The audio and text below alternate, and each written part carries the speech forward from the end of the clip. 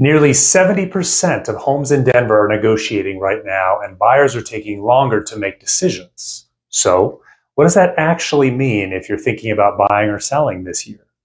Well, hello, my name is Ryan Devin with the Devin team here at Keller Williams, and this is another update on what you need to know this week in Denver real estate. So, today, I want to walk you through the latest numbers and really what they tell us about where the market is headed as we move towards the true spring buying season. So, let's go ahead and start with inventory because really that's where we're seeing some of the biggest movement in the market.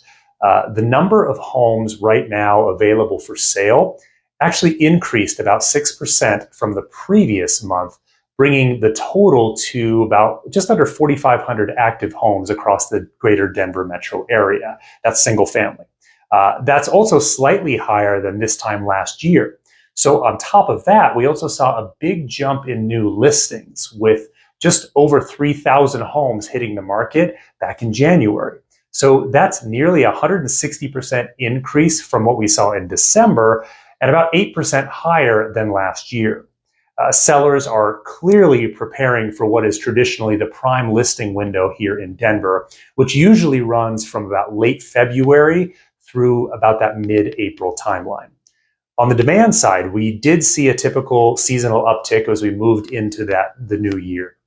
Pending transactions also increased about 3% month over month, with 2,250 homes going under contract. Compared to last year, pending sales were also up nearly 5%. However, closed transactions were down with about 1,380 homes sold in January, which is lower than both of the previous months and last year. Remember, closings reflect contracts written about 30 to 45 days earlier. So the activity that we're seeing now will likely show up in the future closing numbers, probably in our next update. So when we look at supply relative to demand, our month's worth of inventory increased to about 3.2 months of inventory.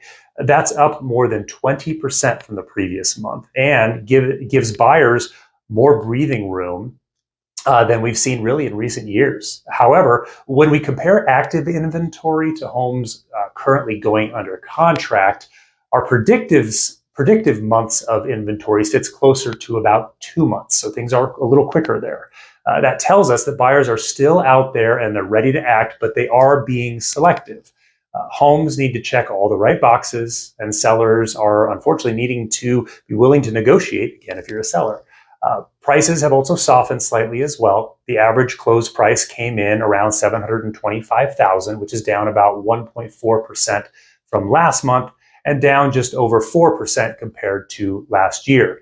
The median home price is about $615,000, which is also down slightly both month over month and year over year. This isn't really a dramatic shift, but it does highlight how important pricing strategy has become in this market. Negotiating is becoming a much bigger part of the transaction right now. About 57.7% of homes sold below their asking price last month. On top of that, nearly 70% of all of the transactions included some aspect of seller concessions, averaging just under $12,000. Because of changes in how concessions are reported within the MLS, we can't say exactly where the money's going, but based on conversations and based on what I see in my own experience, it's pretty much going towards interest rate buy downs in terms of where those concessions are being used. Homes are also taking longer to sell compared to the ultra-fast markets that we experienced in previous years. So the average days on market right now, it's about 65 in the Denver metro area, with the median contract time about 49 days. And that's actually a very healthy pace, really, and it gives buyers more time to make informed decisions, which is good. At the same time, there are about 17% of the homes that still went under contract in 7 days or less, which shows that well-priced homes that are well prepared, they are still moving quickly here.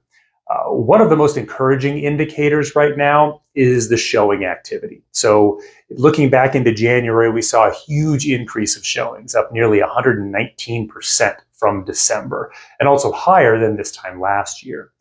More than 60,000 showings were scheduled across the Denver metro market, averaging about 8 showings per listing. So that tells us that buyers are actively out there now, and they are looking at preparing for the spring market. And we'll see that even probably more increased in the next update when we look back at all of February and into March.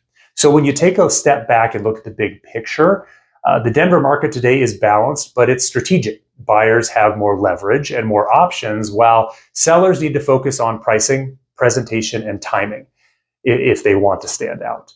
If you're thinking about buying or selling this year, especially as we move closer to this true spring market, which is kind of where we're at right now, this is the perfect time to start planning. Every neighborhood and every price point behaves a little bit differently, and having a clear strategy can make a really big difference.